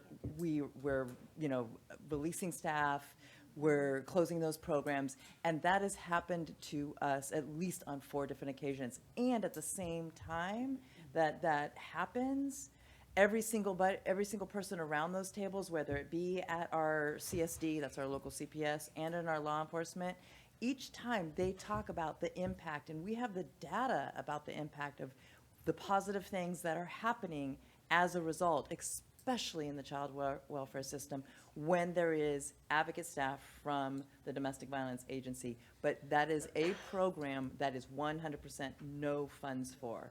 So I can appreciate that, and we would have to find ways to really fund that work, because it is critical and it does make a difference. I think all of us have that data. But when you look at if you look at the cost of incarceration, yep, for every penny you spend on this end, you'll save $1,000 on the back end. Yeah, and I'm working right now with a council member in our community, coming up with that financial data about how much it costs us to provide that kind of support that you were talking about, that embedded support, how much it costs us to do that work versus how much it costs if we don't. If they want to hire another law enforcement officer to handle domestic violence, to handle child welfare, the cost related to that, the cost differential, so we're working those numbers and we're trying to come at it from that way.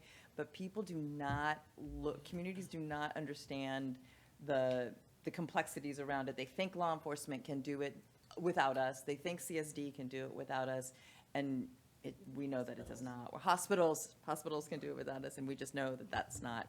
And we do it well when we partner. And when we talk about partner and collaboration, we do it well when we partner. But there has to be resources behind that are sustainable, because I cannot have another CSD embedded program without sustainable funding, because that will be the 3rd time that program has gone away. So I won't do it without sustainable funding anymore.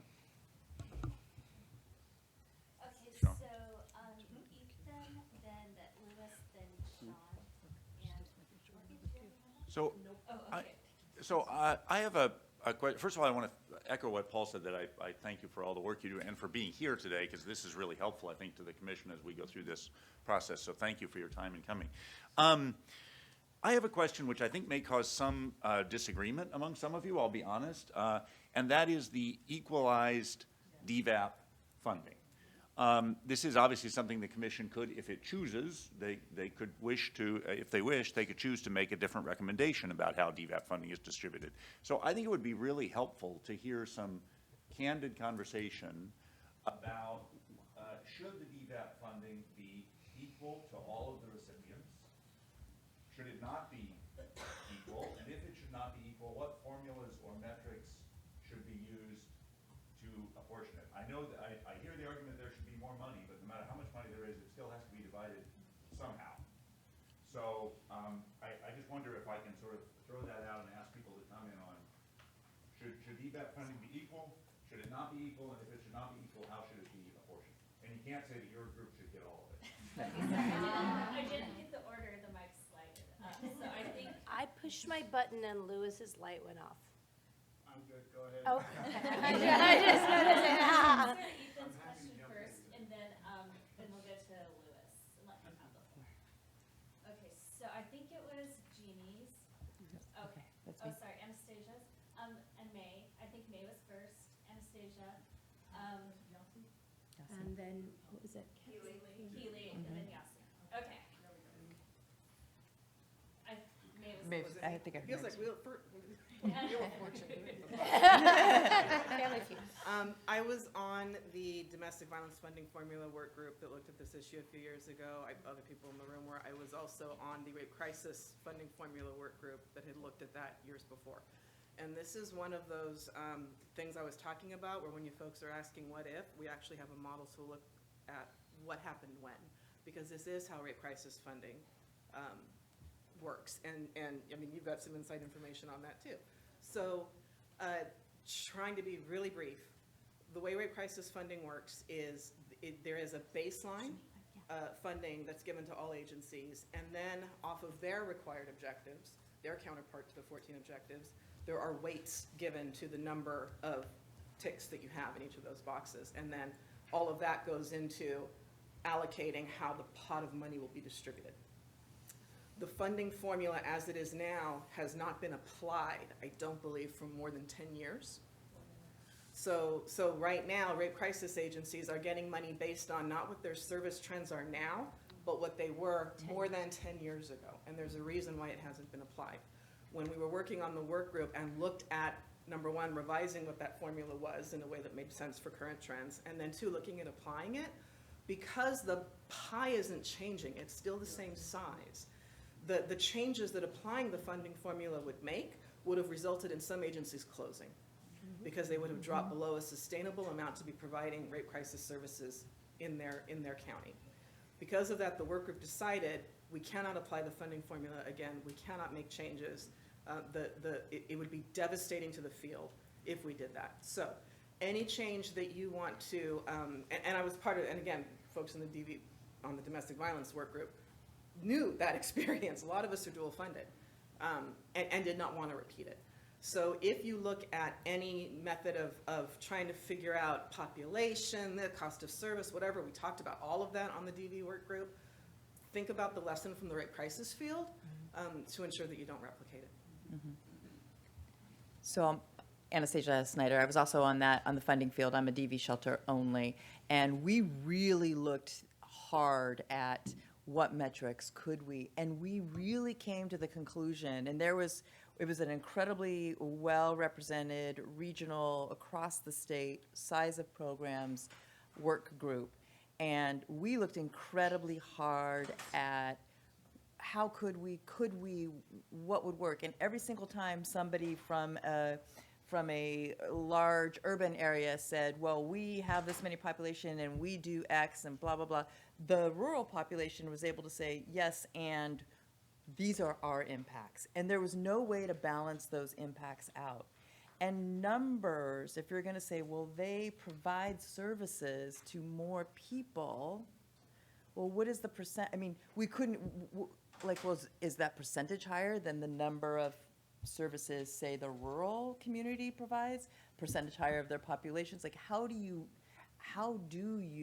show that one needs more dollars when we're all working under the knowledge that we all need more dollars, but there was no way to balance that. So what we did is we came up with a formula that said, okay, let's try to we worked to get people equal because there was no way to say they deserve more money based upon the services that they provide, because there was always the counter argument. And Cal OES accepted that recommendation, the DVAC validated that recommendation, and Cal OES implemented that recommendation and got the field to level funding. And there was a lot of, at the time, celebration of that. Like, here it is, the field came together, the field really hashed out recommendations. Our system listened to the field and applied the recommendations to the field. And yes, that was close to 10 years ago now, I think, that we came together. 2011. And yes, we do find ourselves in a different position now for what we need for the state. But to go back and say, this program needs more dollars versus this program, there's nothing that is going to be able to say, here's why. You won't be able to find, I really don't think you will be able to find that, here's why, here's how. And that, I was just going to make a comment. I just want to say that I was also on those calls that I think they went about 6 or 7 months. There was a lot of back and forth. There was a lot of weighing in. And at the time, we had 3 different tiers. We had a tier that was funded at this level. They'd been funded for like 30 years, then some that had been funded for 15, and then there were 4 of us. Nilda and I were one of them, that were just brand new, and we were getting like this little tiny amount of money. I can't tell you how proud I was to know that I was working in a field with leaders that really looked at equity and really looked hard at this, because there were places there that could have said, no, we're not going to listen to those little rural counties because our numbers are more important. And I didn't hear the rural counties saying, well, wait a minute, our people are just as important as your people. I mean, it was a real honor to go through that really difficult process. And I just would encourage you to consider it as well, that there was a lot of work that went into it with a broad representation, and everybody seemed to be happy with the outcome. I know Nilda and I were. Okay, so Keely, Yasi, there's a mic that went on and off down there that's maybe back on. Wait, Maricel is also on. Maricel, okay, great. And then Orchid, and then I'm going to ask That's that. me. That's me. Oh, It's not yeah, Orchid. okay. What's- And then I'm going to ask that anyone else call me and we can chat about your thoughts about this in order to give time for Louis and Sean to give their remarks before we break for lunch. So hello, this is Keely again. I think I'm going to echo kind of what everyone else is saying, because when you talk about changing funding levels, it worries me, especially for someone like me who works in the rural or culturally specific area, because again, how we provide services to our clients is very different. And so when you're talking about the cost of transportation, the cost of assisting a victim that has to get to court and they have to travel over, an hour or more to get to court, in an area that does not have public transportation, in an area that, oftentimes does not have local services or mobile services, it's just going to be very different. And so you have to take those kinds of things into consideration when you're looking at it. It cannot be based on numbers, because our numbers are a lot smaller than, the urban areas. And the other thing, and it would eliminate a lot of our programs. So I know for me, our coalition does not receive state funding, but some of our tribal programs do, and they're housed within usually our Health and Human Services areas or our other nonprofits. And so to eliminate or change fundings that is going to take away that type of funding, it will eliminate some of our programs. So that's always a concern. So in many ways, it's an echoing of this.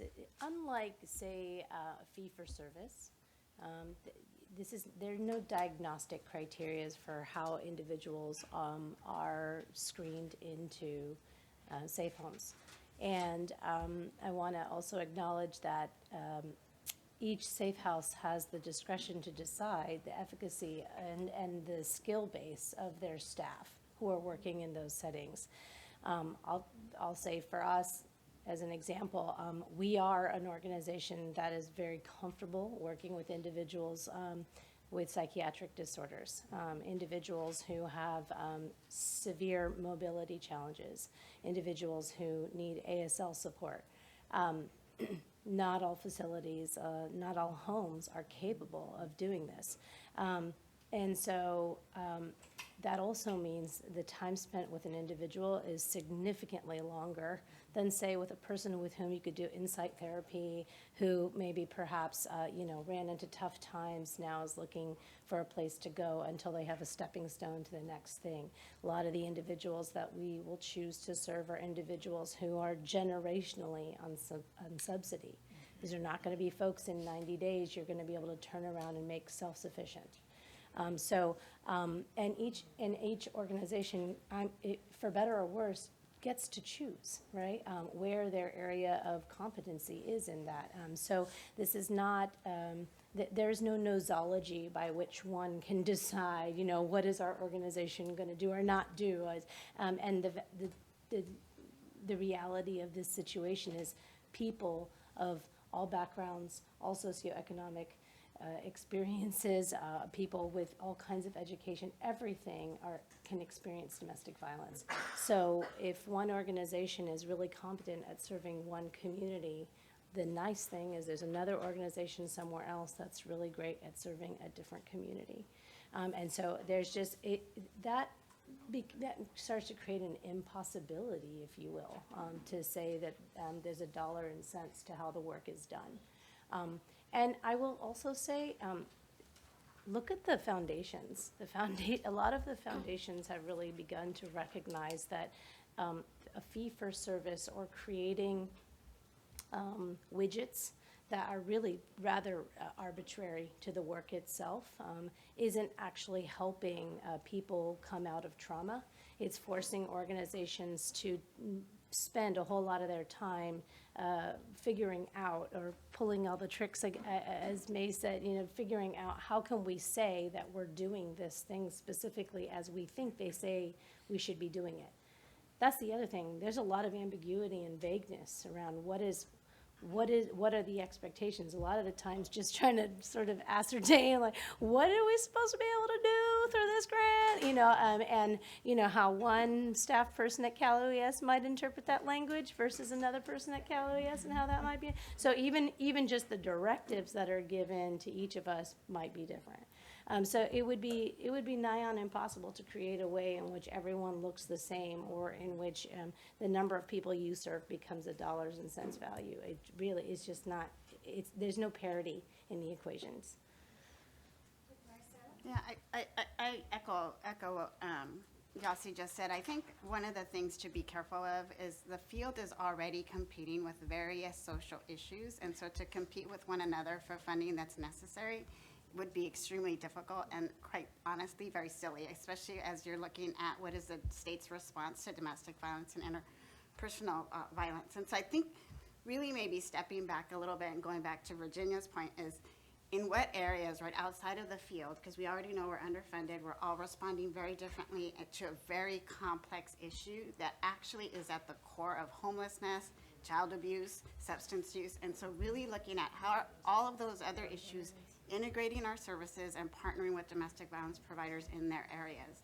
And really not just incentivizing it, but requiring that they partner effectively for a more comprehensive response. All of our counties have a COC that's really dedicated to ending homelessness and dedicated to a comprehensive response. Yet there's nothing like that in all of our counties for domestic violence, and nothing requiring all these entities to really look at, this is a core issue that needs to be addressed, and making us compete for minimal money is not the way to address it. So it seems, I just have a couple of questions and stuff, but I want to make a remark on this one.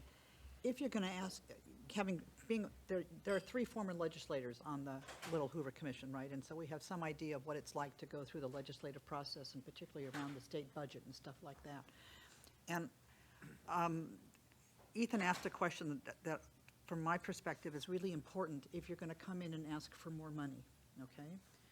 Because the legislature is interested in fairness, right?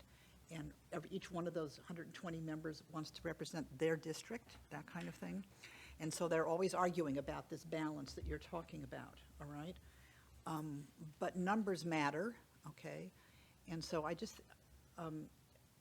worked in the dependency world, the dependency council world, right? They were a client of ours when I was a lobbyist. And we had to try to work with a formula as well. And what do you do when there are, I can't remember how many thousands of kids that they were all representing, those different nonprofit firms, that kind of thing, and trying to figure out a formula that could work. And the one thing I've always thought is you can't change a formula unless there's more money on the table. Right. Okay, I mean that's a given. All right, there has to be more money on the table. You can't take any money away from anybody. All right. So then the question is then what does a formula look like if you don't take any money away from anybody? Is it possible then to look at something, first of all, to update it, right? Because you're all talking about the fact that this was 10 years ago, and then someone raised the question, which I was going to raise, is why is it these 14 things you have to do, and how outdated is that? I have no idea, guys. And do you really need and it's the state requirements, right, which means the legislature can change that. Has anybody proposed that yet? I have no idea. We'd be interested in hearing. Are you interested in changing that? Because I couldn't imagine being stuck on 14 for the last many years it's been, that kind of thing. Life has changed, there's just no doubt about it. And so different populations are involved now and all of that kind of stuff. So I think Krista has a response. Okay, you need to give some thought to that. Yeah, I just... And Krista and I have done work together, everybody. Yes. I get to pretend to be a legislator with Dion once a year for the Women's Policy Institute. So at the statewide coalition, at the partnership, we've been having this conversation about the 14 core services for the last several years with our members, many of whom are here. And I will say it's a tricky balance because the 14 mandated services, they are mandated, but that list of 14 services came from this field at a time when that was the best thinking about what was needed. And all of those services remain needed, right? There are things like a crisis hotline, an emergency shelter, counseling, food assistance, law enforcement response, all needed. Where we have looked to find a balance is to acknowledge the many programs like CUAV, the Family Violence Law Center, and like so many others that don't provide all 14, but are absolutely domestic violence organizations. And what is the right answer and step to continue to fund and support the shelter-based organizations and not destabilize them in any way, and continue to see their funding grow, and also bring others in? Because what we didn't talk about, which is sort of the unicorn piece of the state funding, is that it's ongoing non-competitive funding for programs, which means for everything we talked about the concerns of 1-year grants, 2-year grants, 3-year grants, although there's grant paperwork every single year, programs mostly know that money is going to continue. And the programs that aren't included in that don't know. They live and die by 3- and 5-year funding cycles. And so I'll just be fully transparent, because half this room already knows, it has been a hard conversation, and as a field, we have yet to come to consensus on what is the right next step. We are working on it and continuing those conversations, but to balance what is needed to include the culturally specific programs that largely exist in urban and suburban areas, and address the needs of rural communities where opening up funding to those communities doesn't help them because there aren't those types of programs, and get that balance right is potentially trickier than finding a funding formula that could work. So we are working through it and talking about it, but not yet ready for the legislature to try to Can muck I it just out. say, though, as the former chair of the board of the California Partnership, during a lot of those conversations, the conversation is made exponentially more difficult without knowing there could be additional funding. Honestly. And so I just think that we end up in a place where we're like, yeah, that's a good idea, but what if there isn't any more funding? So I know it's tired to keep asking for more funding, and that really is, underscoring a lot of what we've been talking about today. Okay, Lewis has been very patient in waiting for his turn to speak. So let's go to Lewis, and then Sean had a comment to make, and then Kathy has a question for Cal OES, and then we're going to break. So for everybody that sat on the board with me, they know I actually love those kind of questions that actually get right to the Hatfields and McCoys kind of issues that we have, because that does exist within any time people are struggling with fear of insufficiency. And every organization I know battles that day in, day out. And I kind of want to speak to how that has become part of an unintended policy of the state. And we've spoken about it in different ways today, but we haven't named it. And that is, the state is requiring us to subsidize their contracts in order to be successful. If we have to pay interest on a line of credit in order to function, we got to go raise private dollars to do that. There's insufficiency in the funding to cover true audit costs, admin and reporting requirements, HR, I mean, I can go through. And so if it's a contractual obligation that we dedicate our organization to, then we must. And because the end is somebody's going to hit the door that absolutely needs our help, and we have to be there. And so we have to then go make sure that the state contract gets shored up to be successful. And I want to make sure that that becomes a part of the conversation, because an unintended consequence or not, it's a reality for those of us providing service that we must in order to accomplish. I'll quit. Sean? Well, Louis, that was brilliant, because you kind of went exactly where I wanted to go on this, and that's going back to some of the. And I think, Yasi, you crystallized it in your comments earlier, just looking at this from the practical perspective, what is practical, and when the end result, and stating the obvious, there's people that need this service. And at the end of the day, what are we taking away from them through, you call it insufficiency, I call it inefficiency. The role of Little Hoover Commission is to find efficiencies in government, and putting the emotional aspect of it aside, that's our job to look at these things. And from what I'm hearing today, just taking one piece of it, and that's this whole reimbursement aspect and the bureaucratic process and reimbursement. I'm not afraid to tackle that. Let's get to the core and say, let's eliminate if we can eliminate the reimbursement process, let's eliminate it. Ways that you can help us do something like that is, I'd like to know what the costs are. What are the costs that the groups in this room are incurring to comply with the state funding? So what is that interest cost? Let's understand what percentage of your budget, or just the real cost of that. What is the cost of FedEx?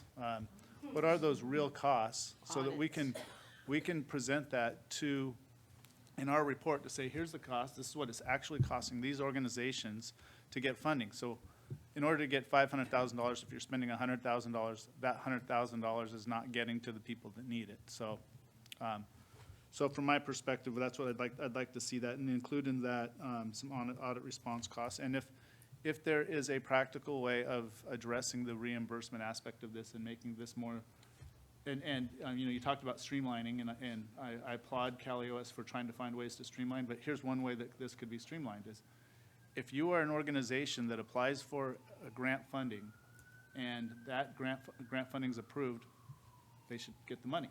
So let's find a way that that direct cost can get to the organizations that need it, without another layer of validating that their application was valid from the beginning. Okay, so anyone who'd like to share their real costs with us, please email them to me. And now Kathy has a question for Cal OES.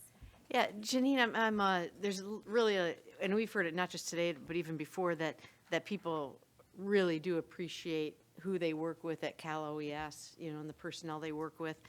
I'm interested in knowing, how disruptive to you and your team are things like earthquakes, wildfires, you know, when those things that Cal OES deals with that become really urgent and catastrophic, how much does that disrupt your team?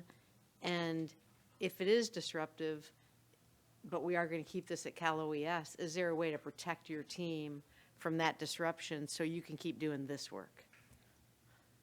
I think it's no more disruptive than it is to the people that are victims of the disasters that happen in California. And let me just say that first. But it is disruptive in terms of the amount of people that we have left at our agency to do the work. But we also have the management in place that always puts forth, you know, we try to keep the paperwork going, and we advocate for that a lot. I mean, we are fortunate to have kind of advocates within the state system, and I consider myself one of them. And so, like I said, we talk about leaving our grants processing unit in place during that time. We talk about the amount of people that are left in the certain units, you know, leave enough people to do the work. What programs are, because not all programs are always going into grant subaward agreement at the same time. So if there's a unit that's not busy at that time, let's pull them over here to process this. And that's also where we're trying to cross-train and trying to be more consistent and make sure that we can keep the work movement. That's, even though the disaster is the first priority, the second priority after that is how do we keep the paperwork going? How do we keep everything moving? Because we do understand, we fully understand the importance of doing that. So, but it is disruptive. I'm not going to say it's not. It's disruptive and it's challenging. But I think we do a good job with what we have to work with.